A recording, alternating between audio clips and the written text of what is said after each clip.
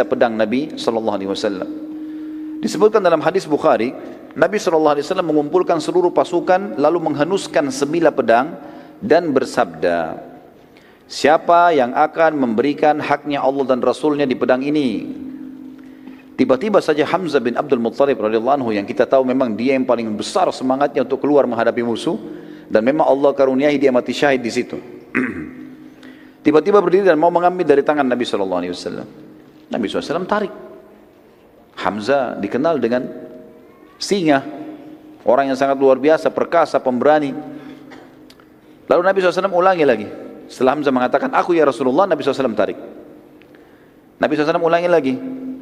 Siapa yang mau memberikan haknya Allah dan Rasulnya di pedang ini? Berdiri yang kedua Ali bin Abi Thalib radhiyallahu anhu. Orang juga yang muda tapi kuat sekali, punya kekuatan fisik, keterampilan perang. Nanti kita lihat keterampilannya luar biasa kalau pada saat kita ceritakan tentang kisah perang Ahzab. Maka Ali pun berdiri mengatakan, saya Rasulullah, langsung mau memegang pedang itu. Karena dianggap ini kemuliaan, pedangnya Nabi SAW dikeluarkan lalu dikasih. Siapa yang mau berikan hak Allah dan Rasulnya di sini? Ternyata Nabi SAW tarik lagi. Suruh Ali duduk. Ulangi lagi, siapa yang mau memberikan haknya Allah dan Rasulnya di pedang ini? Berdiri Zubair bin Awam, yang sudah kita tahu kisahnya di perang Uhud, di perang Badar, bagaimana dia membunuh Abu Kabs, melempar tombak di antara dua matanya tembus sampai ke otaknya, gitu kan? Berdiri mengatakan, saya Rasulullah. Nabi SAW tarik lagi, suruh duduk. Diulangi lagi, siapa yang akan memberikan haknya Allah dan Rasulnya di pedang ini? Mikdad berdiri. Mikdad ini diisyaratkan oleh Umar bin Khattab seperti kekuatan 1000 orang. Suaranya keras, cepat kalau menyerang, macam-macam keterampilannya. Berdiri lagi, aku ya Rasulullah, mau dipegang lagi. Ditarik lagi oleh Nabi SAW, suruh duduk. Diulangi lagi, siapa yang mau memberikan haknya Allah dan Rasulnya di pedang ini? Maka perlu digarisbawahi teman-teman sekalian, keempat sahabat yang sudah lewat ini dianggap ini jawaranya muslimin. Keempat orang ini. Bahkan setiap orang di antara mereka bisa dihitung kekuatan 1000 orang. Sebagaimana diriwayatkan oleh Umar bin Khattab pada saat mengutus pasukan pembebasan Mesir kepada Amr bin As. Waktu itu Amr memiliki 8000 personil. Dan Amr tulis surat kepada Umar bin Khattab yang berbunyi, wahai Amirul Mukminin, genapkanlah pasukan kami 12.000 sehingga kami mendapatkan hadis Nabi SAW, tidak akan dikalahkan umatku yang berjumlah 12.000. Ya. Maka Umar bin Khattab pun mengirim 4 orang dari Madinah. Kan jumlahnya 8.000 kan? Butuh berapa ribu sekarang?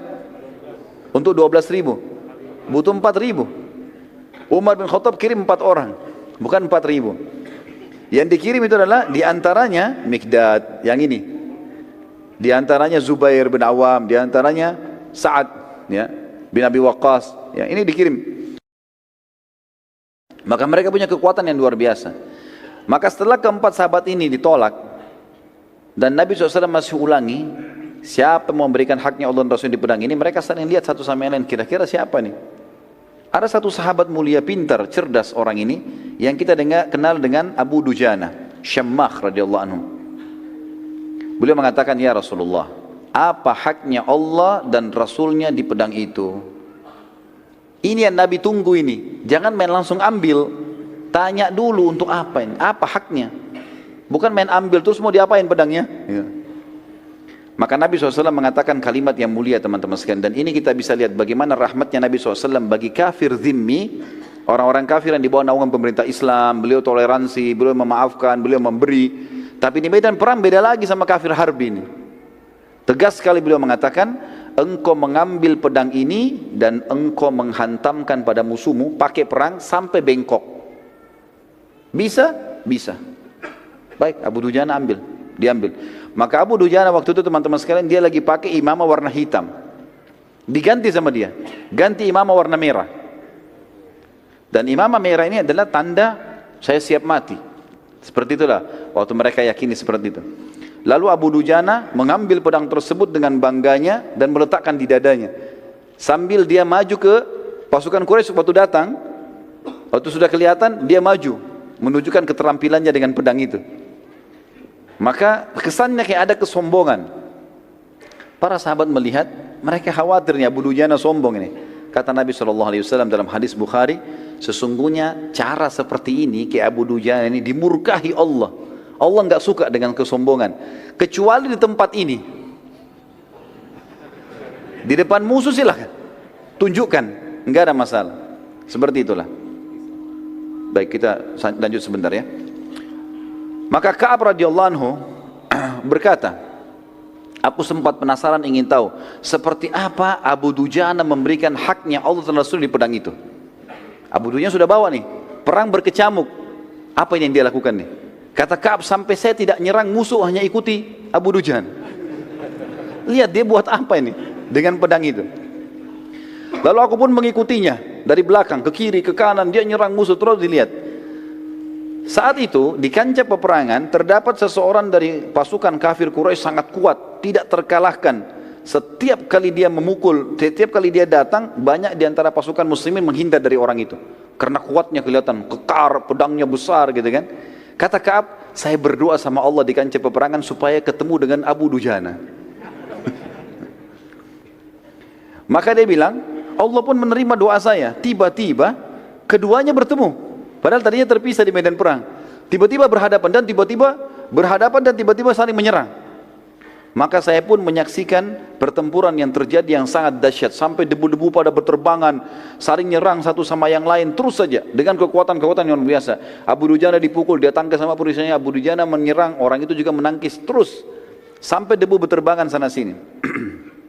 Kata beliau, sampai akhirnya Abu Dujana pada saat itu saling pukul dengan sangat keras. Maka perisai Abu Dujana lepas dan pedang orang kafir itu melengket, dan Abu Dujana juga menghantam perisai musuh, pecah. Akhirnya kena si kafir, terbelah bagian kepalanya, mati, gitu kan. Abu Dujana rupanya dengan hikmah Allah ini dia tahu kalau Ka'ab ada di belakangnya. Begitu selesai dia bunuh orang kafir, dia mengatakan, dia balik ke arah Ka'ab, wahai Ka'ab, apa pendapatmu? Dari tadi ini kau tunggu, apa pendapatmu sekarang? Maka akhirnya Ka'ab pun mengatakan, engkau telah memberikan haknya dan Rasulnya.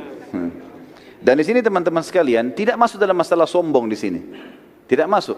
Fa'amma binikmati rabbika fahaddits, masuk dalam firman Allah di sini. Dia melakukan apa yang Allah Rasul perintahkan, maka dia bisa mengatakan, saya sudah melakukan. Sudah lihat kan saya sudah lakukan? Gitu. Seperti itulah ya. Bagaimana hajimu kemarin? Ya saya sudah coba lakukan semaksimal mungkin. Enggak ada hubungannya dengan riak, kecuali dia niat untuk itu. Jadi harus dibedain mana yang boleh, mana tidak boleh. Maka di sini Abu Dujana tidak sama sekali hubungannya dengan riak, tapi beliau tunjukkan karena ini orang yang mau lihat nih, saya sudah kasih haknya. Sampai kalau bukan pedang ini bengkok, kepalanya dia yang bengkok gitu kan. Allahu a'lam. Baik.